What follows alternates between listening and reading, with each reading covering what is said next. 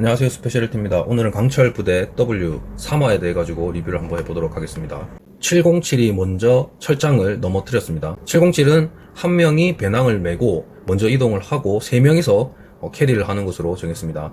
3명이서 캐리를 할 때 손으로 캐리를 하는 게 아니고 어깨에 올려가지고 하는 것으로 선택했는데요. 이게 과연 이제 잘 통할지, 변수로 작용할지가 흥미 포인트였습니다. 특전사는 이 철장을 넘어뜨리는 거에서 고전을 많이 했죠. 만약에 결과적으로 말씀을 드리는 거지만 특전사가 이 철장을 좀 더 빨리 넘어뜨렸다면 결과는 예측할 수 없었을 것 같습니다. 정유미 대원이 숨겨진 힘캐입니다.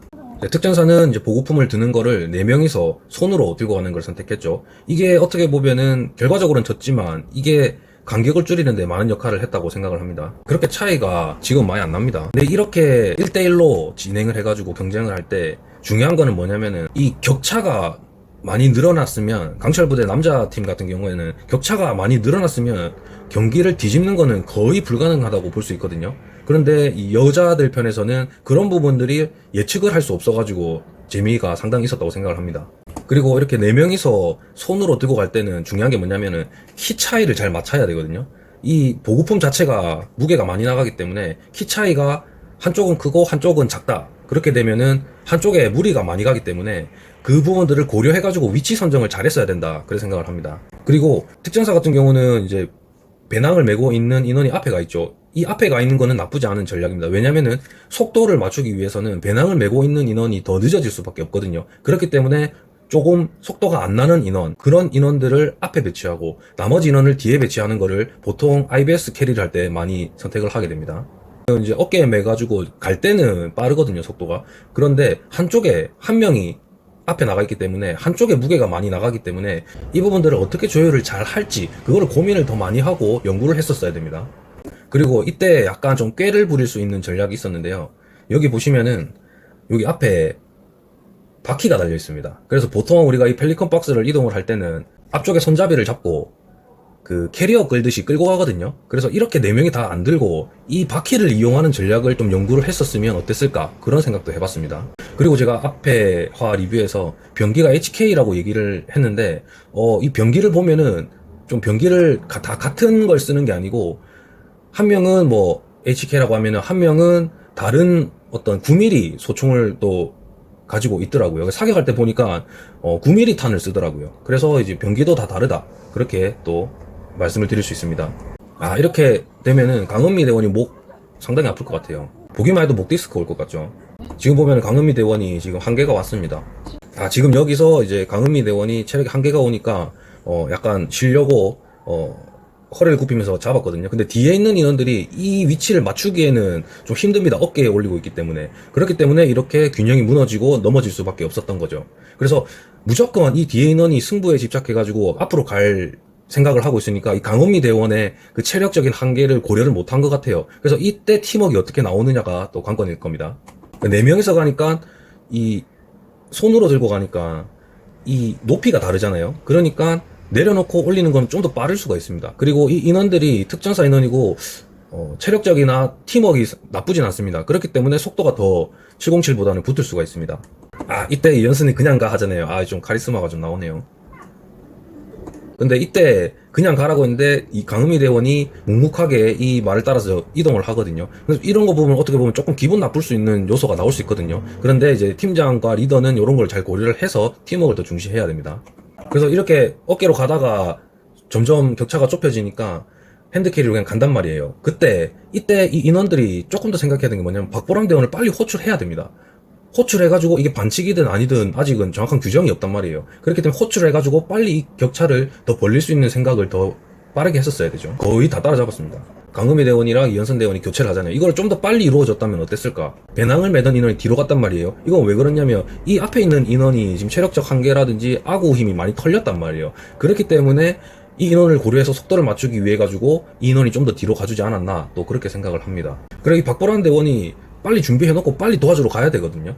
자, 이때 보면은 탄창을 보면은 얇잖아요. 원래 5mm, 5.56mm 같은 경우는 탄창이 좀 더 넓고 크거든요. 근데 이거는 좁고 길잖아요. 이거는 9mm 탄이라고 볼 수 있습니다. 그래서 이 병기가 다른 인원이랑 다른 병기다, 그렇게 또 볼 수 있습니다. 백보람 대원이 빨리 놔두고 이제 이동을 하잖아요. 여기에서 전략적인 미스가 좀 나왔다. 강은미 대원이 못 간다고 얘기했잖아요. 아, 이때 좀 귀엽네요.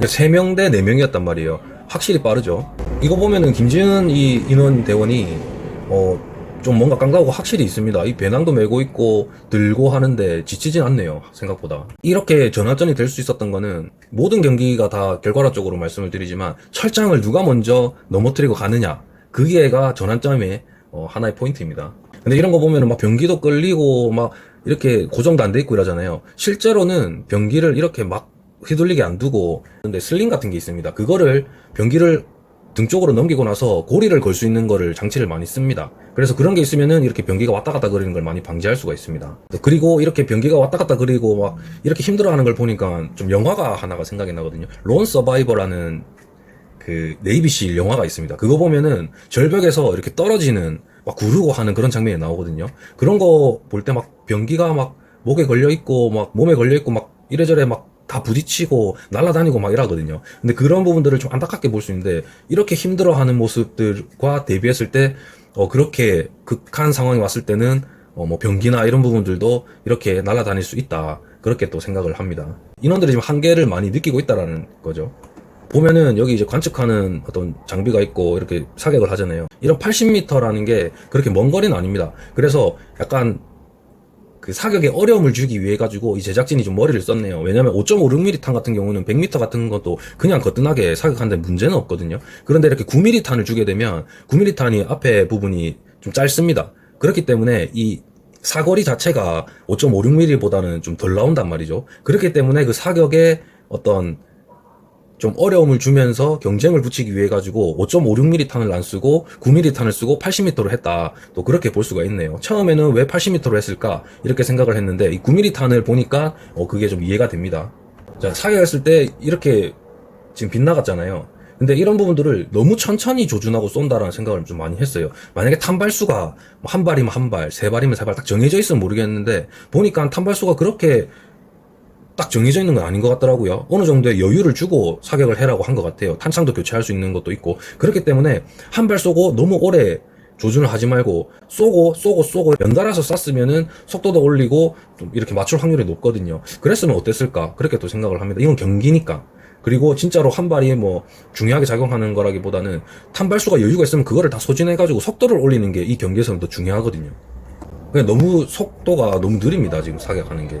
그리고 이 관측 장비를 통해 가지고 보는데 안 보인다고 하잖아요. 이거는 왜 그러냐면은 이게 그냥 우리가 투명한 어떤 원을 보는 그런 개념이 아니고, 눈썹이라든지 눈이라든지 이런 부분들을 감았을 때 그런 것들이 앞에 다 보인단 말이죠. 그래서 이 원을 정확하게 일치시켜야지 앞에 그 환경이 다 보인단 말이에요. 그래서 눈을 조금만 옆으로 이동을 해도 옆에가 이렇게 꺼멓게 다 보일 겁니다. 그렇기 때문에 이 찾는 게 또 쉽지가 않았을 수도 있습니다. 그래서 이런 거를 할 때는 기본적으로 바로 그 위치를 바로 보려고 하지 말고 살짝 아래쪽을 보면서 그쪽을 타고 올라가면서 보는 게 좀 더 효율적이라고 생각을 합니다.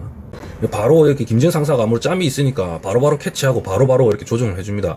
이 장면을 보니까는 뭔가 팀워크가 훨씬 좋았다, 그렇게 생각을 합니다. 그리고 이 말 듣고 바로 사격을 했으면은 707보다는 조준하는 그 시간을 훨씬 더 줄일 수 있었겠죠. 그리고 사격하고 너무 이렇게 자리도 하면서 너무 시간을 많이 지체합니다. 그냥 바로바로 그냥 쏘고 바로 이동해서 바로 쏘고 속사로 갔었어야 되거든요. 왜냐면 지금 뒤지고 있는 상황이었잖아요. 그런데 그렇게 하지 못했다. 그리고 707도 시간적으로나 이런 게 조금 조정하는데 오래 걸렸지만 격차 자체가 미리 벌려져 있었기 때문에 조금 더 여유를 가지고 사격을 할 수 있었다. 그래서 707이 승리를 할 수 있었다, 그래 생각을 합니다. 그리고 이런 미션을 할 때는 미리 작전 회의할 때 얘기를 많이 해야 됩니다. 왜냐면은 아무 데이터가 없다라는 그런 것도 있지만 강철부대 시즌 1, 2, 3를 해오면서 이런 미션들이 많이 나왔거든요. 속도전, 그 다음에 1대1 매치 이런 게 많이 나왔고, 장애물 넘어가가지고 최종적으로 누가 더 빨리 이거를 종료시키냐 이런 거 많이 나왔습니다. 그럼 그런 걸 봤을 때 응용할 수 있는 부분들을 더 많이 찾았어야 된단 말이죠. 그래서 전의 화를 미리 학습하고 왔던 인원들이라면은 이런 부분들에 대해 가지고 너무 정직하게 지킬 필요는 없었다. 그리고 철장을 찰 때도 한 명이 철장을 차는 게 아니고 한 명이 차고 교대로 계속 연달아서 더 빠른 스피드로 할 수도 있었고요. 몸으로 받아갔을 수도 있고 4명이 함께 바로 그 철장을 넘길 수도 있었단 말이죠. 근데 한 명이 찰 때 뒤에서 인원들이 보면서 그냥 기다리고 있습니다. 그러니까 그러한 규정들이 정확하게 매치가 안 돼 있기 때문에 그거를 피해갈 수 있는 방법들을 많이 찾아야 되거든요. 우리 축구할 때도 보면은 이거는 반칙 이기겠다, 이거는 반칙 안 이기겠다 이래서 교묘하게 반칙 아니게 반칙 같은 거를 쓰면서 반칙이 안 걸리는 그런 것들이 많이 나온단 말이죠. 그렇기 때문에 이런 미션에서도 그런 걸 많이 활용을 해야 됩니다.